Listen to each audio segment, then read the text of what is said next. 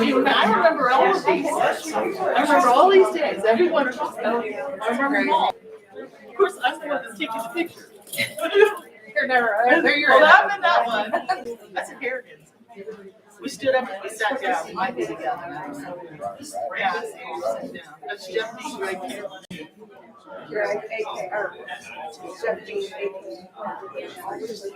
I don't think so. I always Mike's just looked like a turtle.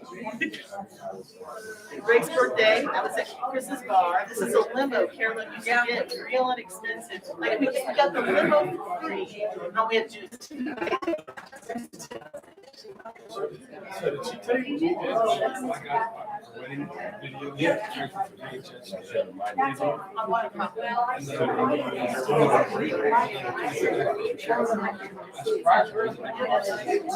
Whose wedding is that?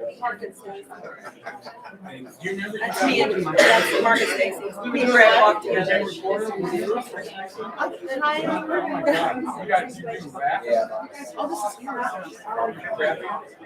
Hi, Carmela. Hi. Thank you for coming. I know.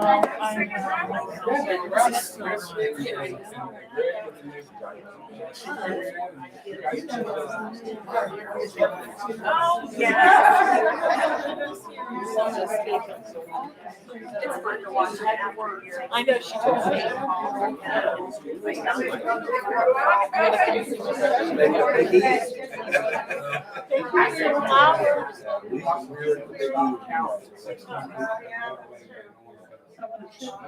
was running around. I actually did the video out.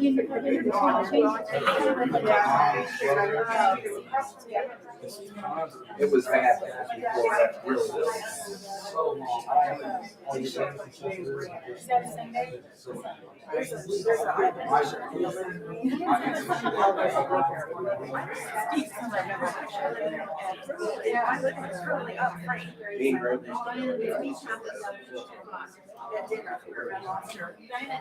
And I'm like, I'm the lowest.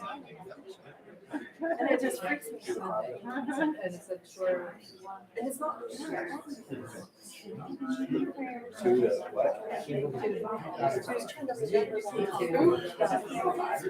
Sunday.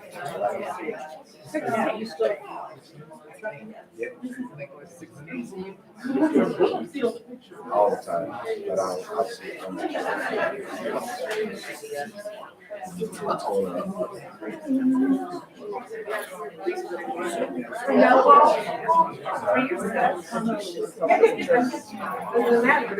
I should help you.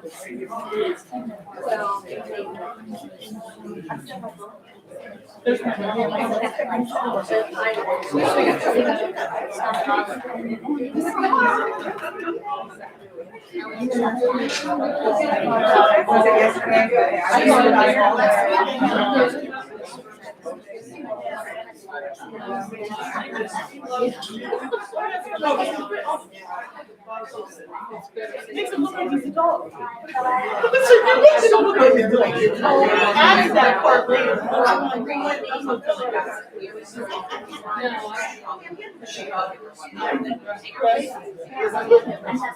I know. I know, but from those pictures.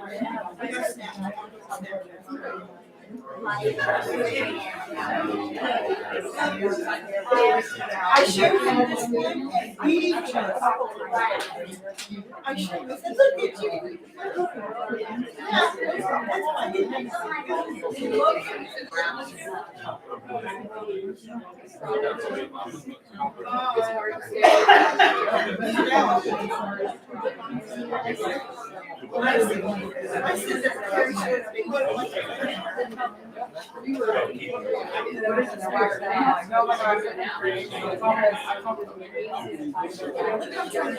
Oh, I want to see it. I want to see it. Because I haven't seen it.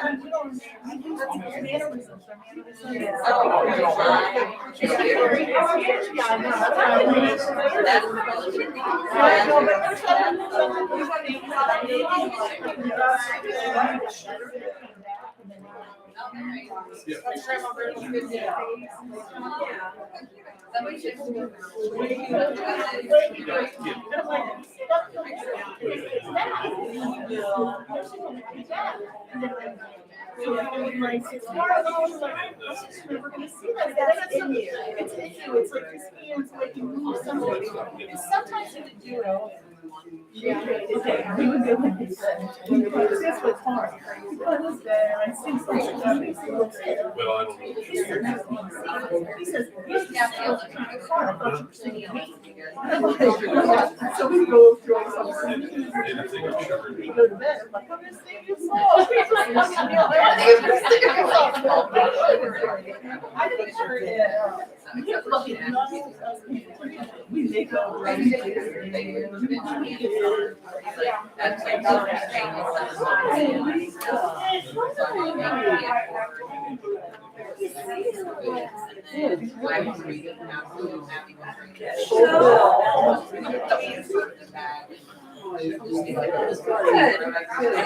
Your mom loves you.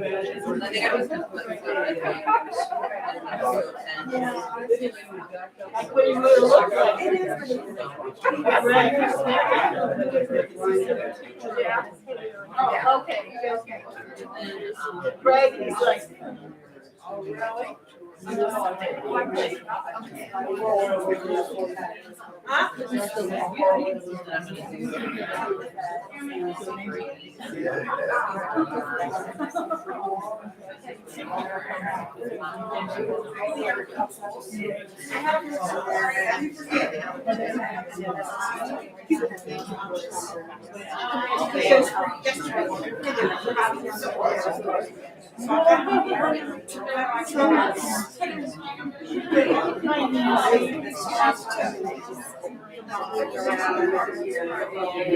I know it.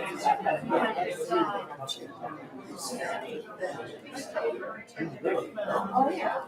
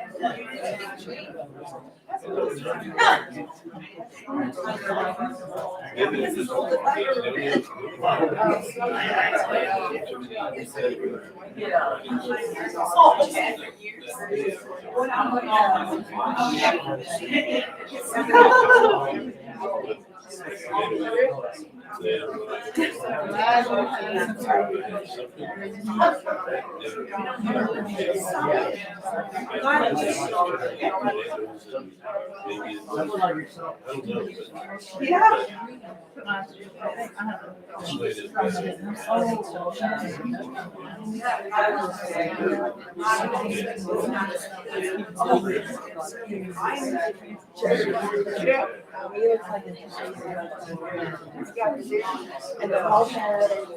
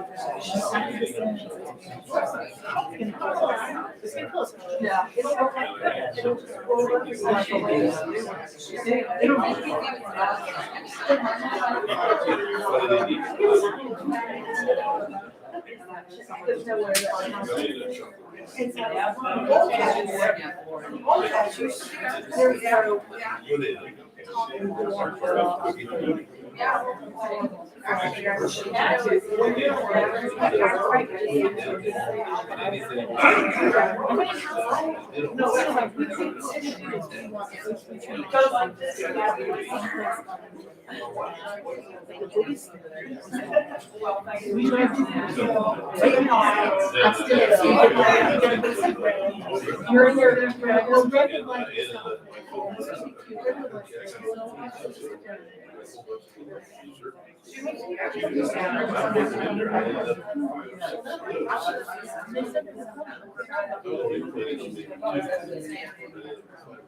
I guess somebody likes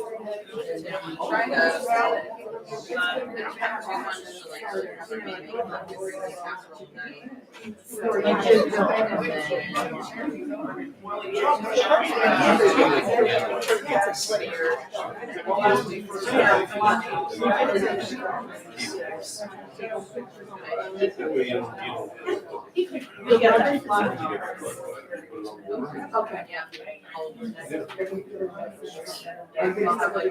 Yes, everything's illegal. I'm just gonna be alert, which I need to tell people. I just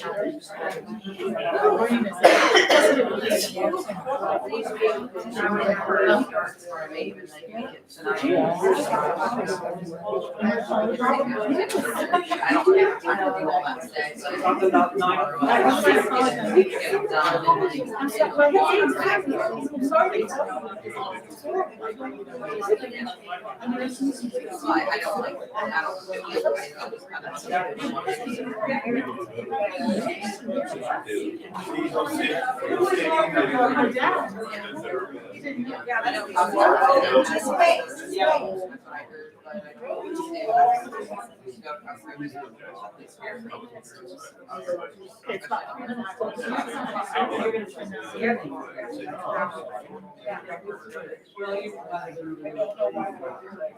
Mom, it's 3 minutes to.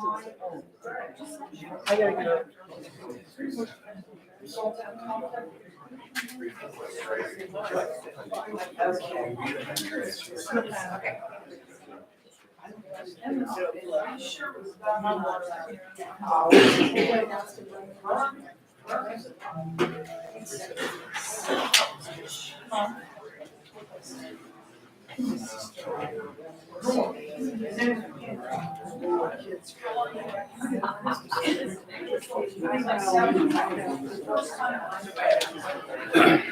That was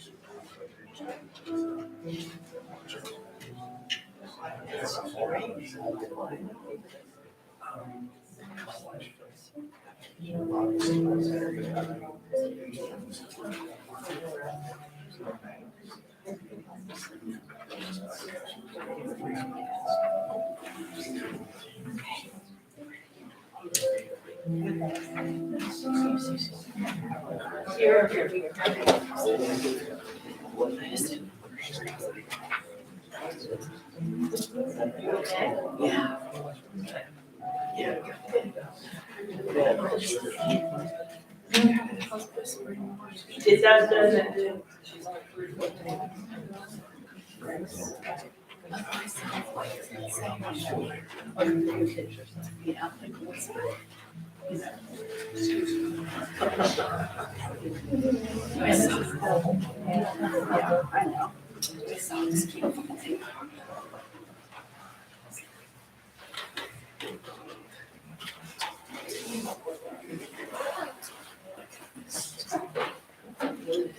Good afternoon, ladies and gentlemen. On behalf of the Routzone family and the Burcham family, thank you all so much for coming and honoring Greg's life.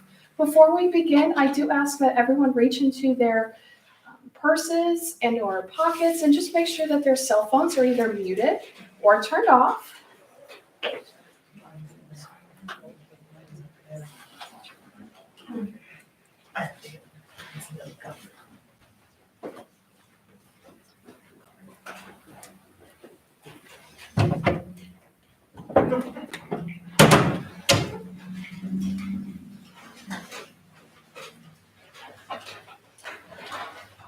I'm now going to turn everything over to celebrant Brian Bennett. Thank you.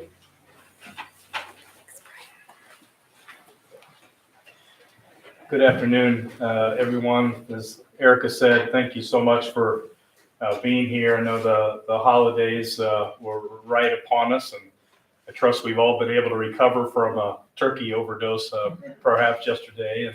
But it's so good that you've been able to come together today. It has to mean the world to the family to be able to see family and friends today. And I think we all get to the point in our lives where, especially as we get older, we start to ask some of the bigger questions. And one of those questions is, did my life matter? Did I make any difference to the people that I loved and the people that loved me back? Did it make any difference at all? And you guys are showing in such strong force today that Greg's life mattered. And so thank you for being here today. I want to, Juanita and Pamela both spent time, and I told them, I believe that every person's life is a story that deserves to be told, because we can learn from other people's stories. We can be inspired by them.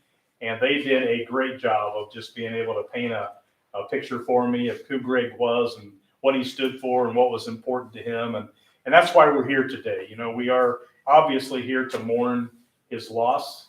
I understand that it's been very sudden and unexpected. And in my role here with the Route Songs, I found that there are two kinds of grief that are the hardest.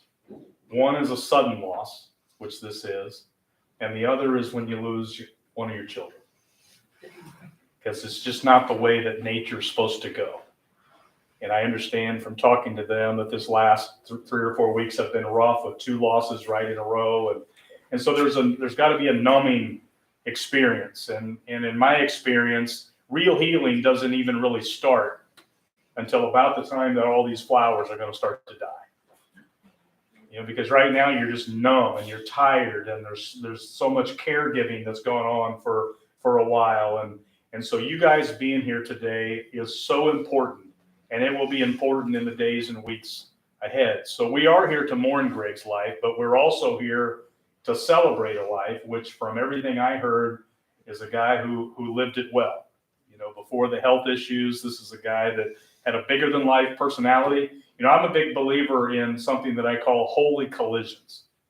And what I mean by that, if you think back over the course of your life, there are certain times that we run into the exact right person at the exact right time of our lives for the exact right reason that we were supposed to meet that person. You might be sitting next to one of your holy collisions right now. And you go back and think about that first time you met, what was it about the other person that you knew this could be a friend or this could be a significant relationship? And if you think about it, our lives, that's what really makes up our lives, are those relationships. It's not what we accomplish. It's not the money we make. It's those significant holy collision relationships that we make along the way. And I understand that if you had a collision with Greg, not only was he large and imposing in size, but his personality was one that your life was better after meeting that guy. And whenever I have the privilege of doing a service like this, and it is a privilege for me to be here, I consider this group sitting in this room right now, we're our own version of a holy collision. There is no way to explain why this group of human beings would ever be together at the same place at the same time. But we are. And it's because of your connection to Greg or the family. And let's be honest, when we all parked our cars a little bit ago, every one of us have problems going on in our lives, decisions we're trying to make, maybe things we're worried about that nobody else in this room is even aware of right now. And they're going to be waiting for us when we get back in our car. So my hope and my prayer is that in the few moments that we're together doing the service, that by the time we get back in our cars, we're going to be better people simply because we paid a few moments of attention to Greg's story. And I believe that that's entirely possible to do that. So before I go on, if you're comfortable joining me, I'd like to have a short word of prayer, and then we'll go on, okay? God, I thank you so much for this holy collision of friends, family, people that met in all kinds of different ways, but have now come together in this place at this time to be able to celebrate Greg's life, for the impact that he's had in his relationships. And so I thank you for every person in this room, for every relationship that's represented. And I pray, God, and I know that you have promised that when life gets hard, that you will find ways to bring us peace and comfort, even beyond our ability to understand how you did it. So I pray that today, through seeing some of the pictures, through seeing an old friend or family, or for something that might be said, that by the time that we leave here today, that there is comfort and there is a little peace that will last well beyond today. In your name I pray these things. Amen. I'll be honest, 52, that's rough. I'm 58, and this hits hard. It's not supposed to happen like this. And I did not have the privilege to know Greg, but this room is filled with people who did. And for the next few moments, we're going to hear from somebody who's been a friend of the family for quite a while. Carolyn's going to come up, and she's put together some thoughts, and I look forward to hearing what she has to say. Thank you.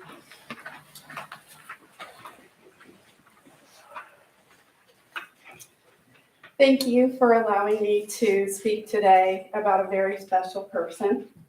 Some of you may know me, but for those of you who do not, I'm Pam's best friend since college, and I've always been close to the family.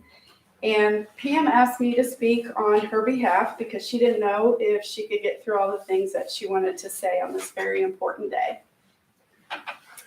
I am honored to highlight Greg's life through the eyes of his sister, Pam.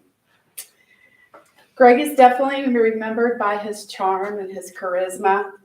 There were so many facets to his personality, and he was outgoing and attentive, and he was the fun guy to have along. Anyone who knew Greg knew his zest for life, and that played out in his athletic skills, his love of style and music, his dancing ability, his sense of humor, as well as being a jokester sometimes too. He's the type of person who made you feel like you were the only person in the room when there was a crowd. And not only that, but he made everyone in the room feel like that at the same time. Everyone could see that he not only, brought light to any room with his presence, but he shared that light with everyone else. I personally always felt my mood lighten when Greg was around me. And the most impressive quality that Greg exhibited without even realizing it was that he never spoke an ill word about anyone. He stayed positive, and that was his allure. When Greg's parents brought him home from the hospital, he wasn't just Noni and Denny's baby, but he was Pam's baby too. He smiled all the time, and he was a notoriously good baby. Photographers would comment that Greg was the happiest baby they'd ever seen. He was so easygoing and easy to care for. Pam saw her role, she clearly saw her role as teacher, and Greg was going to be her pupil. And the fruits of her teaching became apparent when Greg was in kindergarten. Greg was a leader early on, as we know, and he stood on a table and he had the whole class going. The teacher had to give Greg a consequence for this. So she made him do a math workbook, which she thought would keep him busy for quite some time. Well, to her surprise, Greg finished it right away. And so she made a call home, and she told his parents that she thought Greg was gifted and a little bored in class. Noni's response was, "Do you have more than one student named Greg in your class?" And the teacher replied, "No." And then it dawned on Noni what had happened. Teacher Pam had been already showing him how to do math. And that's why he whizzed through that math workbook so quickly. And as time went on, both of the Burcham children complimented each other. Pam and Greg learned to build relationships early on in life because their parents often visited with other families to spend time together. Whether it was the Lewandowskis, the Gannons, the Burchams, Wayne Scotts, or Diana, Chris, and Steve's every Sunday, Greg and Pam were constantly around other friends and family. Greg had such strong bonds with all of his male cousins. One time, he and his cousins, Mike and Mark, were throwing pop rocks at passing cars. Well, a group of guys in several of the cars were not pleased, and they ended up chasing the boys. And they said it looked like a gang was coming after them. And so they hurried home, and they closed and locked the door, but Mark was left outside. So, yeah, there's more. Greg and his dad, Denny, were really close. And Denny was the chief in the Indian Guides. I saw the picture, and it was exactly what I thought the picture would look like. When Greg was young, they enjoyed fishing and sports. They were fans of the Ohio State Buckeyes and the Bengals. And who could forget all of the football parties that Greg used to throw, and his boxing matches and his birthday celebrations at his house. They both loved life, and they had personalities to live it up. Denny died 3 weeks and 1 day before Greg. And Pam thinks that maybe Denny called Greg home. They just might be together on the 50-yard line watching the Michigan-Ohio State game tomorrow. Greg was an excellent athlete in his day. He was a star basketball player, and he possessed a desire of winning at an early age. He played basketball almost every day from when he was 8 years old. He was always determined to master his skills in anything that he set his mind to, including cooking and throwing parties. Many of you probably remember his Memorial Day parties. When Greg made food, it was often matched with the question, "Are you making food for the troops?" Greg had big ideas and big fun doing all of it, and he knew how to put together a good meal, including his bazillion cabbage rolls and his ginormous meatloaf. Pam would tell you it had to be 10 pounds. Juanita's version was a little more conservatively 5 pounds. Nevertheless, Greg enjoyed being the hostess with the mostest. Another of Greg's skill sets was that of being a prankster.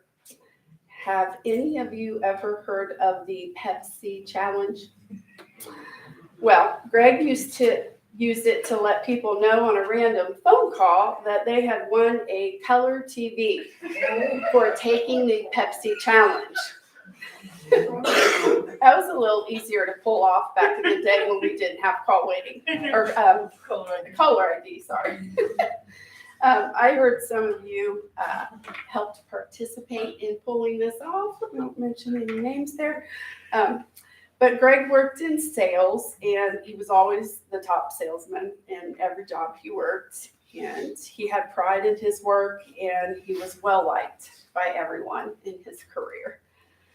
I'm sure all of us have specific fond memories of Greg, and here's just a few. We made a short list of some that might trigger some of those additional memories. His blue Mustang.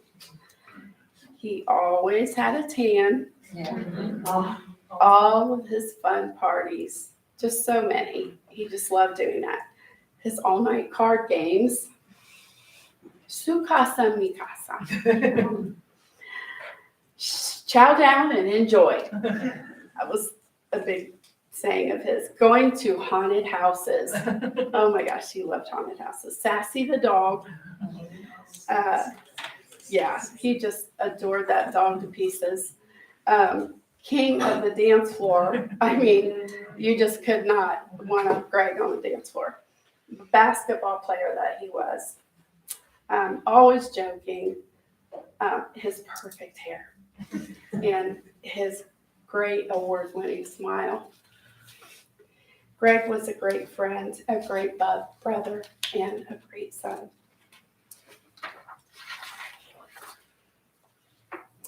Around 2017, Greg's health became more challenging, and for a while there it was touch and go.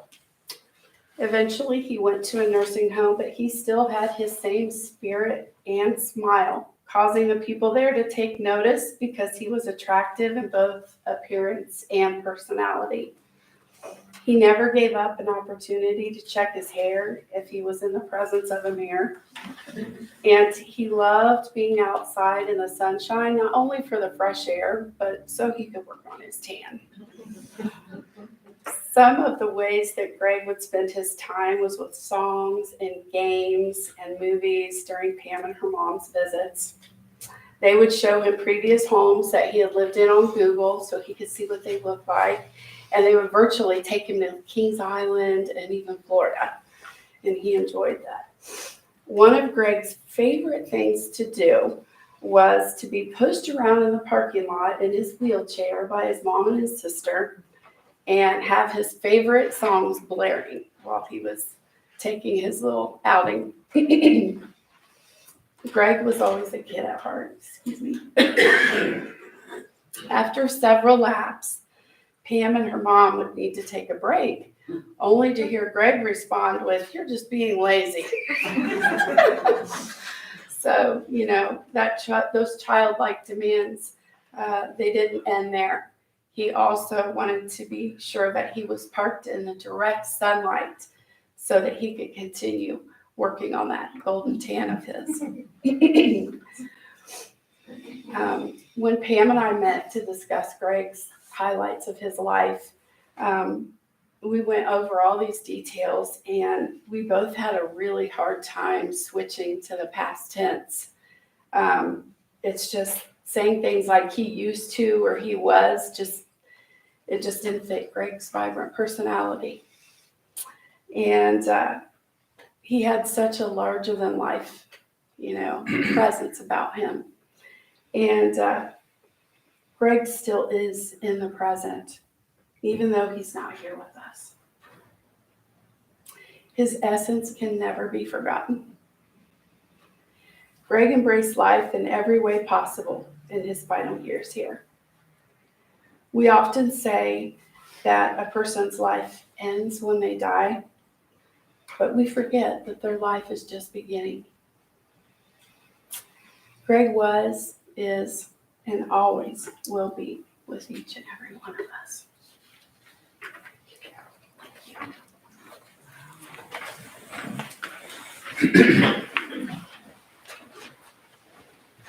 I think you'd all agree that Carolyn, you just nailed it. I know you guys worked on this together, and Pam wanted to talk today, but knew it's going to be too emotional to do that. But you guys did such a great job of honoring Greg's life, and so if Ohio State wins tomorrow, we'll know where that extra power came from.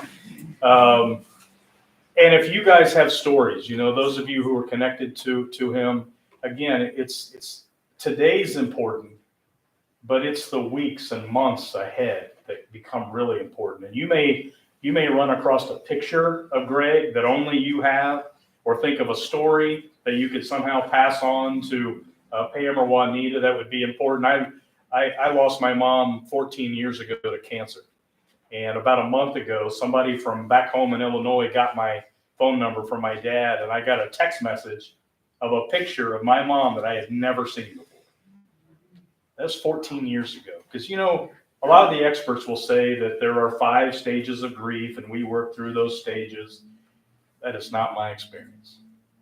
You just don't graduate from it. It's always with you, especially if the person was as important in your life as Greg is in this circumstance. So if you have more stories, I know some of you are coming back later for the reception, continue to tell stories, send those pictures, send those stories, because in the time ahead, that's what's going to bring the real healing. To me, there's a big difference between being a human being and a human doing. And in our culture, we put a lot of emphasis on what it means to be a human doing. If you and I were to meet for the first time over coffee, we'd probably ask each other in the first minute, what do you do? Or what did you do? Because we attach a lot of our identity to whatever we're able to perform. And I understand that in his human doing part of his life, he had that great sales gene. He is able to meet people and make them feel welcome. And he, as we heard from Carolyn, he loved to stay busy doing a lot of things. But that doesn't even come close to everything that I heard, not only earlier in the week, but just now from Carolyn, about the kind of human being he was. I love coming early, and I got to sit through the picture slides a couple of times. And the thing I noticed about Greg and all the pictures was he was absolutely present in every picture that was there. Yeah. You ever met a person that their eyes don't smile with the rest of their face? His eyes seemed to smile every moment that he was in. And that says a lot about a person and who they are as a human being. I ran across on the website, Chris Burcham, a cousin, I guess, wrote a beautiful tribute saying, my cousin Gregory, I have so many great memories of us having fun, especially when we were kids. Me and my brother Steve would tease him, playing keep away with him with a tennis ball. I also would take a flashlight. I love this. I would take a flashlight and shine it on the wall and tell Greg to get the light. He'd laugh and chase the light, knowing that he could never get it, but he would try anyway. And we would laugh and get him going and keep him running until we heard Greggy coming from upstairs from Uncle Denny. We'd be quiet for a few minutes, and then the fun would begin again. Greg always had a smile on his face. He'd make you laugh whenever you were around. He had the lovable personality. I'm going to miss my cousin and friend. I love you, Greg. You are now whole again in God's presence. And when it's my turn to leave this earth, I want Greg to meet me in paradise with that big smile on his face. Happy birthday tomorrow in heaven. You will be forever in my heart. I can just hear Grandpa laughing from the jokes you're telling him now. P.S. I'll have my flashlight. And I'm sure each one of you could express some of the same kind of emotions. You know, one of the things that I learned from talking to Juanita and Pam said, you know, we learn a lot about a person when we watch them do life, especially the hard things in life. You know, it's easy to be our best version of ourselves when life's going well, but I said, when Greg had hard times, what did you learn just by watching it? And one of the biggest things that I learned from a man that I'd never met before is even in this last 5 years, his health issues were really a struggle. It never took his spirit away.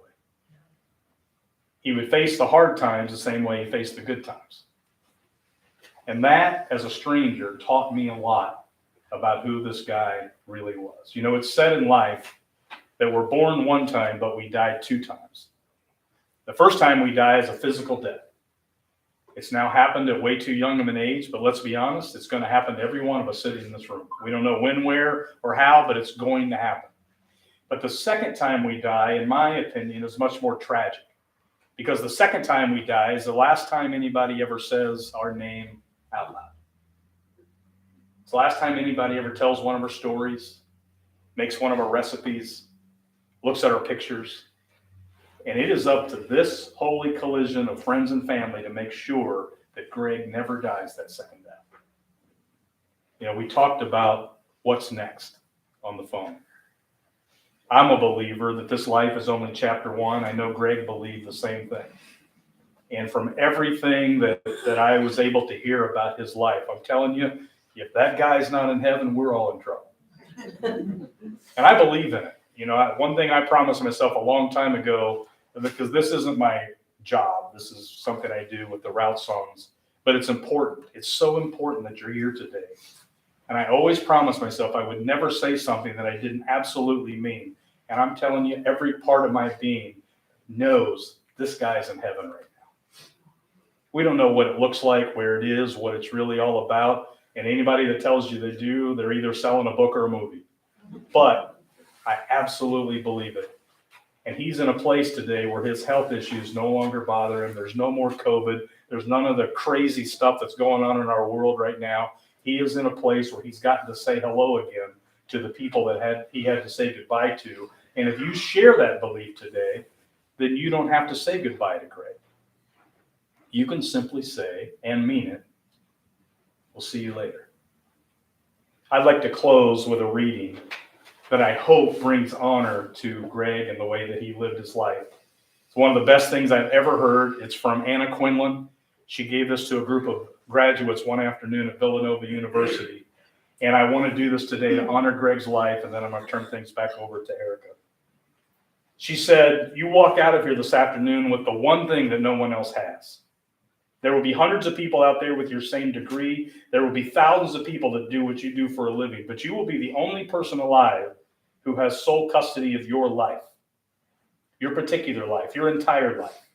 Not just your life at a desk or on a bus or in a car or at the computer. Not just the life of your mind, but the life of your heart. Not just your bank account, but your soul. People these days don't talk about the soul very much anymore. It's much easier to write a resume than it is to craft a spirit. But a resume is a cold comfort on a winter night, or when you're sad or broke or lonely, or when you've gotten back the test results and they're not so good. So she said, here's my resume. I'm a good mom to my kids. I've tried to never let my profession stand in the way of being a good parent. I no longer consider myself the center of the universe. I show up, I listen, and I try to laugh. My family means the world to me. I've never been perfect, but I've tried. I show up, I listen, and I try to laugh.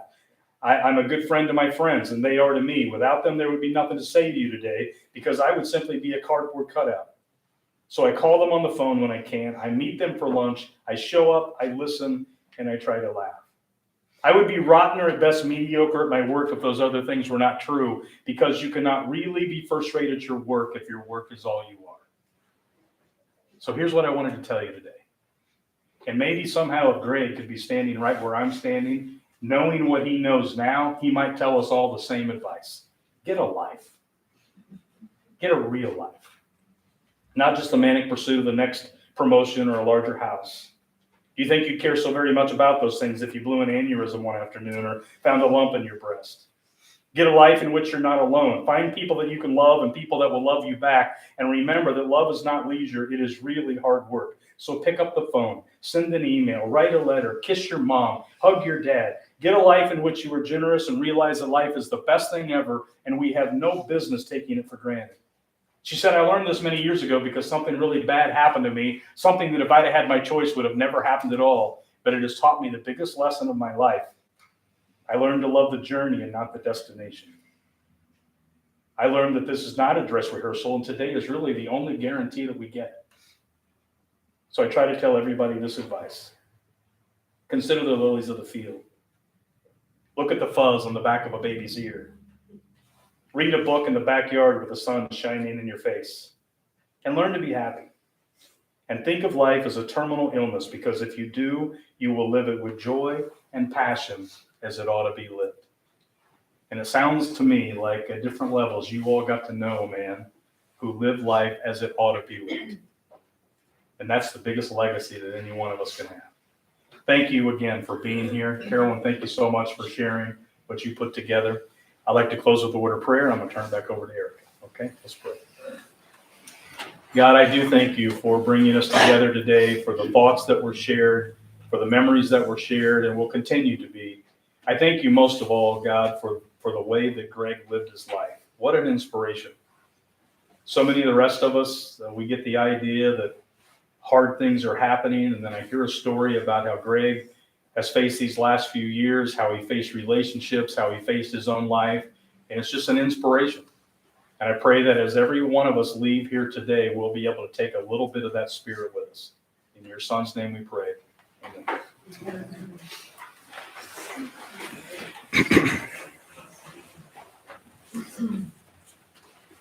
Folks, this does conclude the celebration of life here this afternoon. Again, on behalf of the Route Song family and the Burcham family, thank you all so much for coming and honoring Greg's life.